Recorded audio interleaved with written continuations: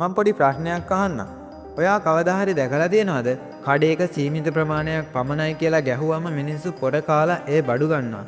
එහෙම නැත්නම් ගණන් උස්සන කෙල්ලෙක් හරි කොල්ලෙක් හරි පස්සෙම මිනිස්සු වැඩිපුර යන්නේ ඇයි? හේතුව සරලයි. මනුස්ස මනස හැදිලා තියෙන්නේ ලේසියෙන් ලැබෙන දේ අගය කරන්නේ නැති විදියට. ඔයා හැම වෙලෙම යාළුවන්ට ඇවේලබල්ද? කවුරු කතා කරත් "ආ මචං මම ඉන්නම්" කියලා දුවගෙන යන කෙනෙක් නේද? එහෙනම් සෝරි. ඔයාගේ වටිනාකම ටික ටිකම නැති කර ගන්නවා. අද මම කියලා දෙන්නේ රත්තරන් ඒ වගේම දියමන්ති වගේ ඔයාගේ වටිනාකම අහස උසට වැඩි කරගන්න මනෝවිද්‍යාත්මක නීතියක් ගැන. මේකට කියන්නේ The Law of Scarcity කියන නීතිය. හිඟවීමේ නීතිය. පළවෙනි දේ හැම වෙලෙම available වෙන්න එපා. යාළුවෙක් කෝල් කරපු ගමන් ආන්සර් කරන්න යන්න ඕන නෑ. මැසේජ් එකක් ආපු ගමන් රිප්ලයි කරන්න යන්න ඕන කියලා නීතියක් නෑ. ඔයාට කරන්න වැඩ තියෙනවා නම් ඔයා බිසි කෙනෙක්. ඔයා හැම වෙලෙම අනිත් අයට ඕන වෙලාවට ලෑස්ති නම් එයාලා හිතනවා මූට කරන්න වැඩක් නෑ කියලා. ඒක නිසා ටිකක් අතුරු දහන් වෙන්න. මිනිසුන්ට ඔයාව දකින්න ආස හිතෙන්න නම් ඔයා ටික කාලයක් නොපෙනී ඉන්න ඕන. disappear වෙනවා කියන්නේ අන්න ඒකට.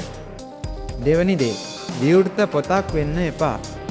ඔයා ගැන හැමදේම ඔයාගේ පවුල විස්තර, ඔයාගේ දුක, ඔයාගේ ප්ලෑන් මුණ ගැහෙන හැමෝටම කියවන්න යන්න එපා. මිනිස්සු ආසයි අද්භූත අයට. මෙයා මොකද්ද දන්නේ මේ දවස්වල කරන්නේ කියලා අනිත් අය ඔයා ගැන කතා වෙන තැනකට ඔයාගේ චරිතය ඔයා අරන් ඉන්න ඕන. ඔයා ගැන දැනගන්න තියෙන දේවල් අඩු වෙන තරමටම මිනිස්සු ඔයා ගැන හොයන්න පෙළඹෙනවා.